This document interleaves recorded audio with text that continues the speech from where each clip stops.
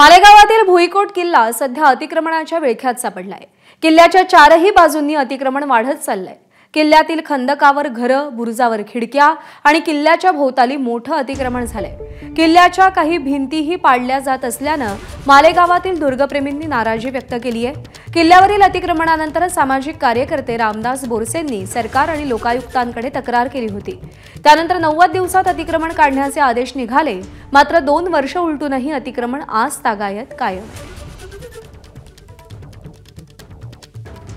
का लोकायुक्ताकडे दाखल केल्यानंतर लोकायुक्ताने 2022 मध्ये 7व्या महिन्यात निकाल दिलेला आहे की 45 दिवसात किल्ला मुक्त करावा। पण पुनर्वसनाचा जो खोडा घातलेला आहे त्याच्यासाठी हे जमीन शोधत होते। यांनी सांगितलं की आम्ही 1 वर्षात जमीन शोधतो, तर 1 वर्षाची मुदतही संपली तरी सुद्धा शासनाचं लक्ष वेधण्यासाठी आम्ही वेळोवेळी पाठपुरावा केलाय। मी काय म्हणतो, सोयीचं राजकारण जर कोणी करत असेल तर अतिक्रमण निघणार नाही।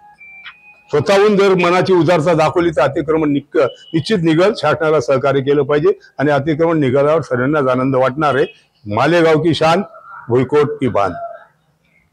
पोलीस दलाने नेहमीच या बाबीकडे कायदा आणि सुव्यवस्थेचा प्रश्न म्हणून बघितलं आणि याच्याकडे दुर्लक्ष केलं आणि एक विशिष्ट घटकाची दादागिरी, हम करे सो कायदा, आम्ही काही करू, आम्ही कायद्याला हातात घेऊ किंवा आम्ही कोणताही कायदा मानणार नाही, अशी जी दादागिरी करण्याची जी एका विशिष्ट घटकाची वृत्ती आहे, त्या घटकाच्या वृत्तीमुळे देखील याच्यावरचे अतिक्रमण वाढले। त्याच्यात जवळपास 365 पेक्षा जास्त निवासी अतिक्रमण आहेत, 4 ते 5 वाणिज्य अतिक्रमण आहे, काही धार्मिक स्थळं तिथं उभारले गेलेले आहेत बेकायदेशीररित्या, किल्ल्याचा बुरुज तोडण्यात आलेला आहे, खंदकाला बुजवून टाकलेला आहे आणि या सगळ्यांच्या विरुद्ध गेल्या 7-8 वर्षापासून आम्ही सातत्याने आवाज उठवतो आहोत। मालेगाव शहराची ओळख असलेल्या भुईकोट किल्ल्याच्या चारही बाजूने पूर्णपणे अतिक्रमण झालेले आहे।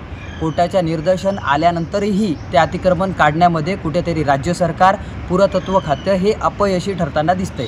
म्हणून मी राज्याच्या पुरातत्व खाता आणि राज्य सरकारला विनंती करतो की लवकरात लवकर ते अतिक्रमण त्यांनी काढावं, अन्यथा कायद्याच्या चौकटीत राहून आम्ही ते संघर्ष करू आणि जोपर्यंत ते अतिक्रमण निघत नाही तोपर्यंत आम्ही या संघर्षासाठी कार्य करू। एबीपी माझा, उघडा डोळे बघा नीट।